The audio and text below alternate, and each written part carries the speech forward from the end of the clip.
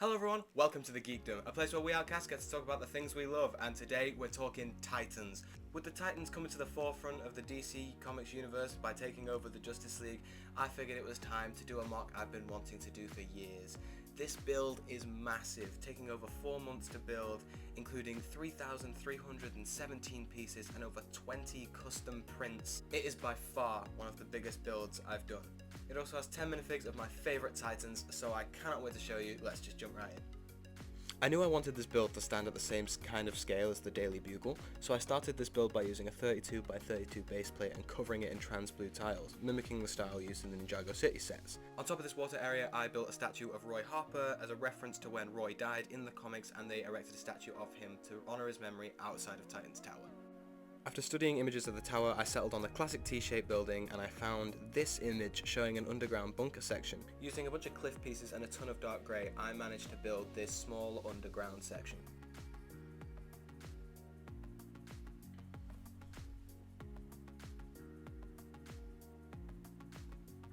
Inside we can see a docking bay for a small water vehicle and an exit that's kind of like the exit to the Batcave, as just a reference to where all these heroes came from in the first place. As you can see, inside there's a small docking bay section, and there's a little bench there with one of the book tiles in trans blue, as we've seen in Nexo Knights and Harry Potter, and that is emblazoned with the Titans logo as kind of like a text screen that you'd see all throughout the tower. The top of this cave section is lined by 1x4 flat tiles with just 2 studs on them, like they use in other modular builds, so that it's easier for the rooms to be removed and have easy access to the inside of the build. The first actual room in this build is what I've dubbed the Speed Force room.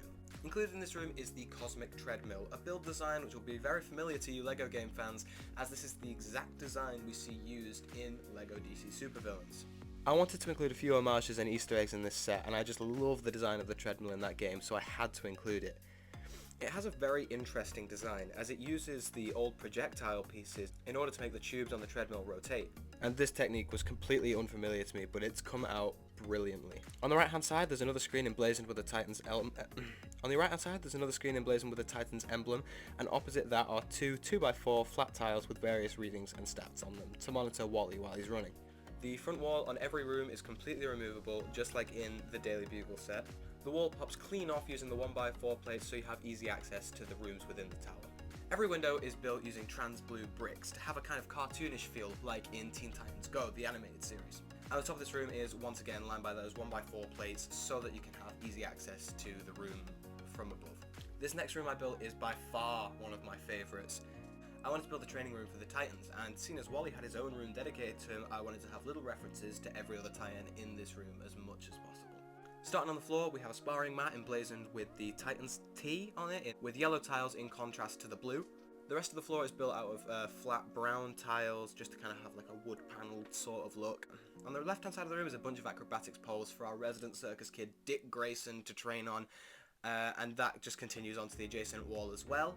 As well as on the left wall we have a target with a red tipped arrow sticking into it for Arsenal, a brand new piece that I kind of molded together using 2 already existing pieces. I just think it's really cool that we've got like a target system there for Arsenal to appear, because obviously we've already got Dick Grayson, we've got the training mat for Aqualad, we've got Arsenal's target, and finally we have a weapons rack for Donna Troy. Now it does have quite a few Robin weapons on there, such as a bow staff, batarangs, grappling hook, but it does have her silver version of the Lasso of Persuasion, as well as her golden shield, which we see in a lot of the Titans comics from the Rebirth era. Above that we have another Titans screen, just to make the room feel more packed and to make it feel more realistic. Once again, the wall can be removed and you can fit a ton of minifigures in here if you place them properly.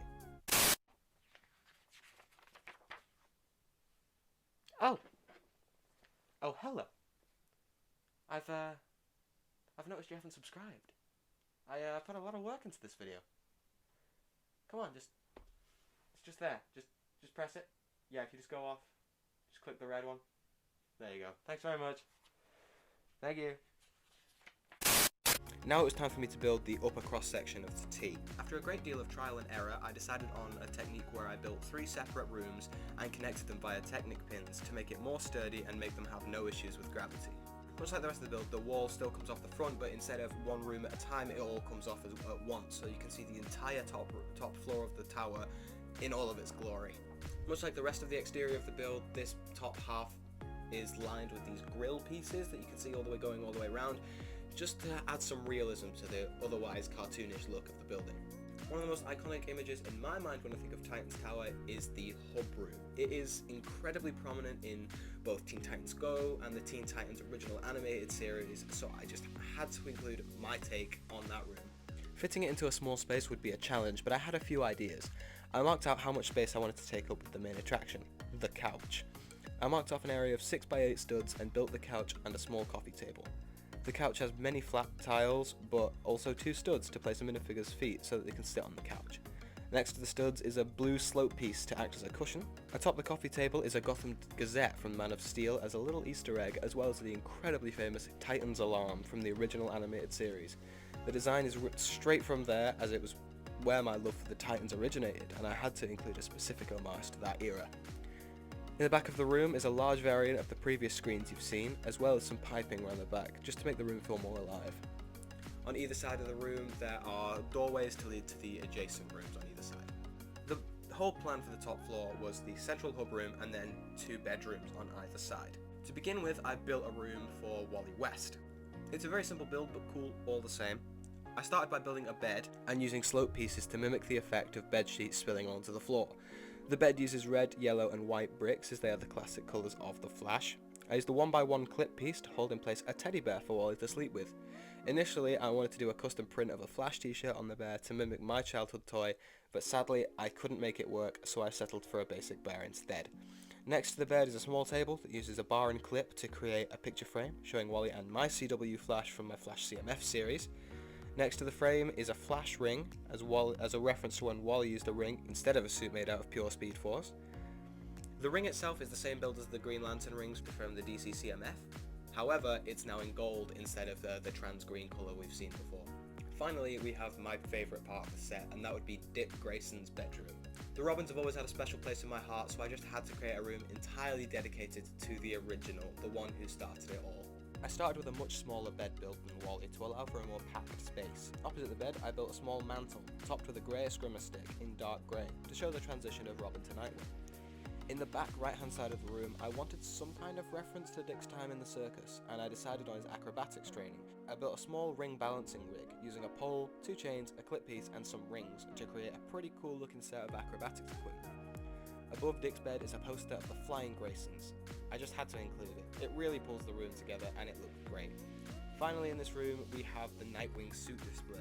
You may remember the design of this figure from my 3rd ever YouTube video, DC CMF series. The response to that Nightwing figure was just so great, and I just wanted to put a little reference to my early days here on YouTube. So here we are, my original Nightwing costume. It doesn't have his kind of collar, and it has a clear head there to act as a mannequin, and the whole suit is just enclosed by a clear window piece. It's really cool to see that suit in this set, because looking at it next to Nightwing and Robin, it really shows how far my designs have come, and I'm just so proud of everything we've built here. Okay, now on to my favourite part of these videos, which is the minifigures. There are 10 in total, 2 variants of 5 Titans, the original Titans, that being Robin, Aqualad, Roy Harper, aka Speedy, aka Arsenal, aka Red Arrow, Jesus Christ, just pick a name, dude, Donna Troy, and Kid Flash. Beginning with Roy Harper, I chose to make one of his classic suit as seen in Titans issue 1, as well as his rebirth suit. Beginning with his Titans issue 1 suit, this is a very simple figure and probably my least favourite in the set in all honesty, but that's why we're getting it out the way so fast. He has a sort of gi kind of look like we've seen in like my Cobra Kai minifigures and stuff.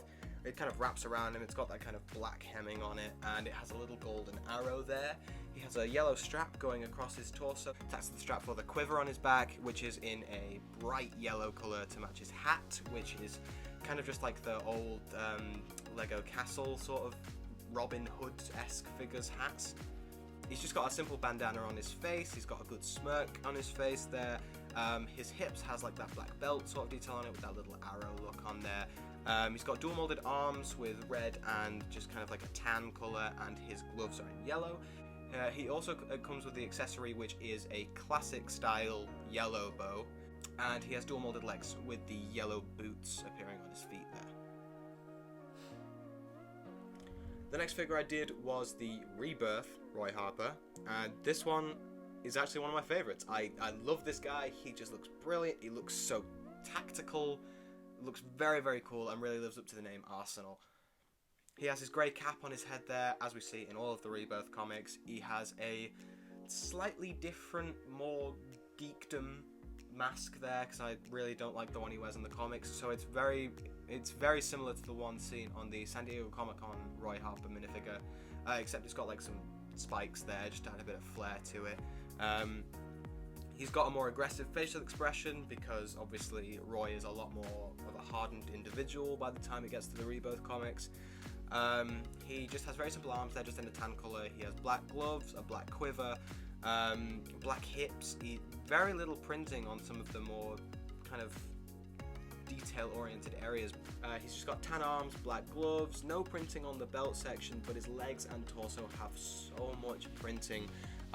He's got those arm straps on his shoulders, he's got that really cool belt with that arrow symbol on it, and on his legs he's got an extra quiver on the side of his legs for those bolts on his arms and stuff.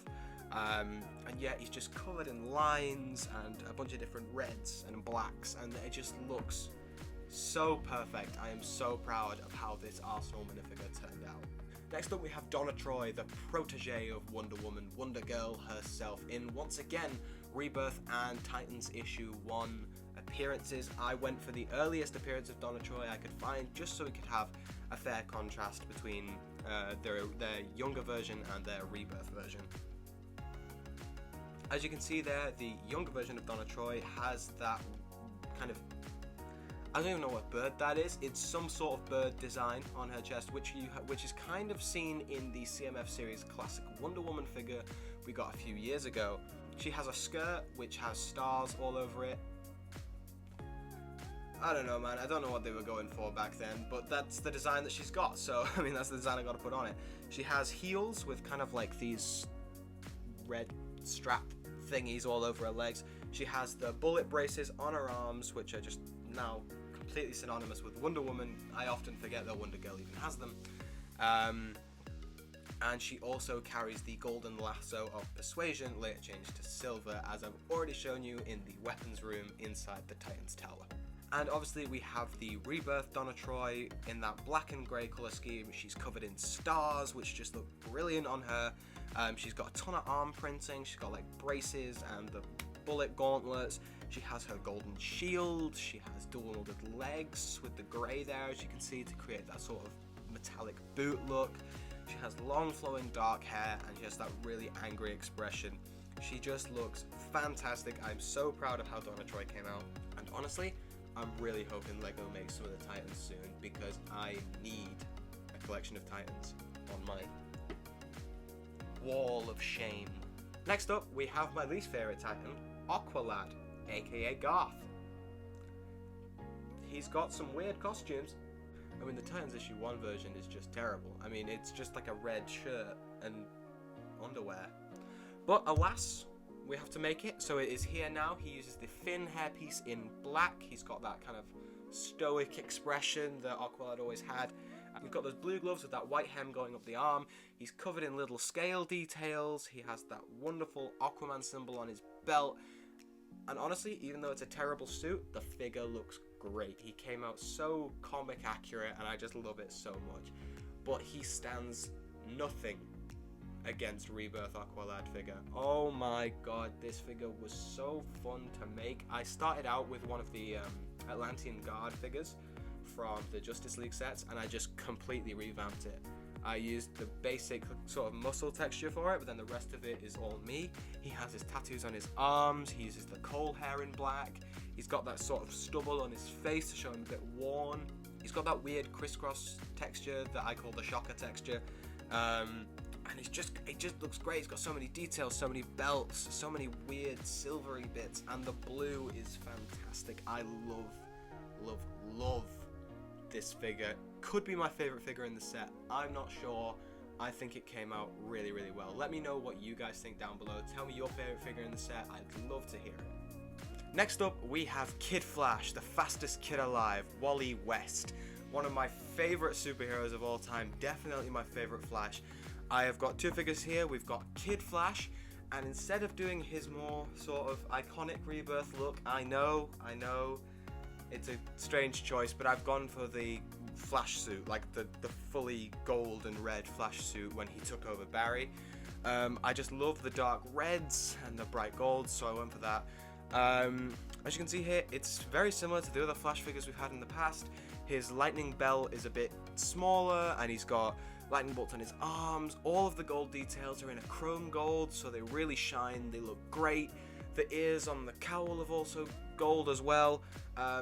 You might not be able to see it, but it is a differently shaped cowl. The nose dent is completely different, like it's more flat instead of just the strange kind of nose dented shape. His eyes are black and white to kind of mimic what we're getting from the current Titans comics. He's got that Flash symbol, which is just 2 bolts of lightning instead of the really jagged version. He's got musculature in black, and yeah, it's a very simple figure. It's very similar to what we've had recently from Flash figures, but I love it. I think it looks brilliant, and who knows, the other Wally might be coming in a video very, very soon. You might just have to stick around for that one. Please subscribe, please subscribe.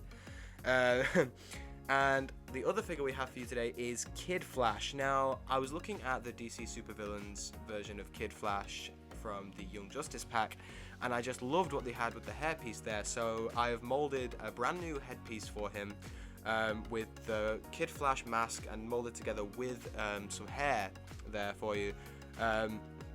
With the Kid Flash mask molded with the hair in a dark orange, and he has just the regular Flash expression underneath, but with like a yellow cowl instead of the red. He has that classic Kid Flash lightning bolt with no circle around it, and yeah, his printing is so basic, but that's what I've always loved about the Kid Flash suit. It's very, very simple. He's got that angular red section on his torso leading into the trousers with the yellow boots. Obviously his legs are dual molded because I love me some dual molded legs. His arms are also dual molded with the red there, but they also have a dark red detailing where the gloves meet the actual arm. And obviously he has red hands as well. I love these 2 figures. I think they've turned out really well. I think out of all of them, they are probably most like what Lego would eventually produce. I think they look kind of realistic because they're so simple, but I do think they're brilliant and they look great in the set. And finally, my favorite Titan, my childhood hero, Dick Grayson, Robin / Nightwing.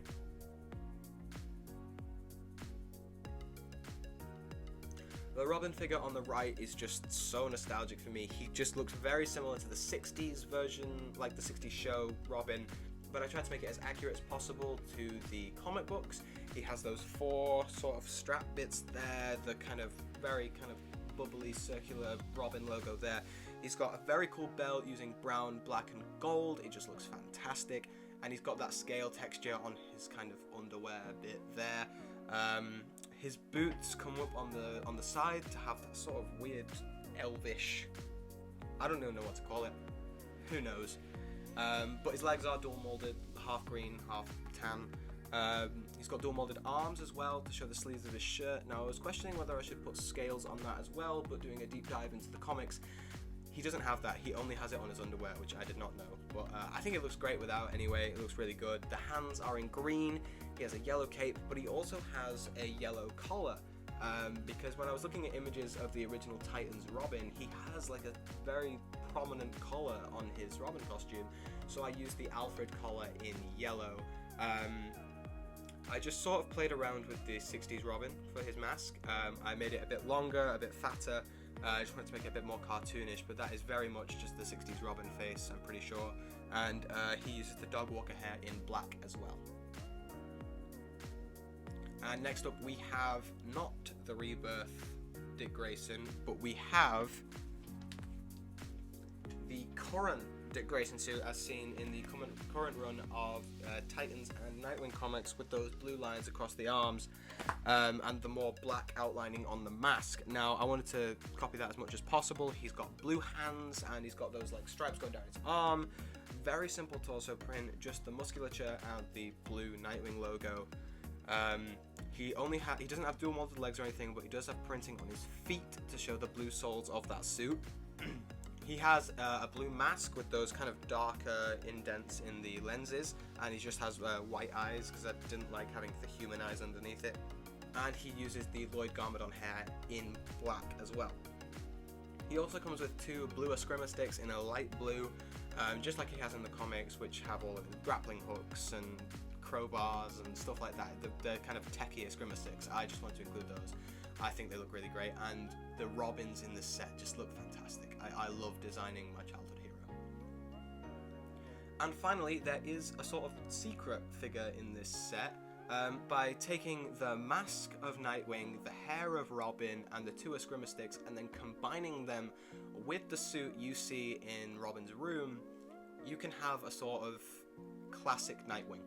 If you just add those together, you can just have yourself a classic Nightwing. If that's the direction you wanted to go in, I've gone for the modern take and the original take, but if you wanted somewhere in between, you can combine those and create a different version of my original Nightwing figure. Well, that's everything for this video. I really hope you have enjoyed. It's been such a blast making this set over the past few months, and it's such a pleasure to finally have it complete and in front of me. This set is huge. It stands next to the Daily Bugle at the same kind of scale. It's one of my best things I've ever done, I think, and I think it's come out brilliantly. Now, we are trying to get this channel to 500 subscribers, so please, please, please, if you like what you see today, please subscribe below, and let me know what your favourite part of the set was. Let me know your favourite figures, everything, and tell me what you want me to do next. I'm always happy to hear your suggestions. But until next time, Titans together. See you later, everyone.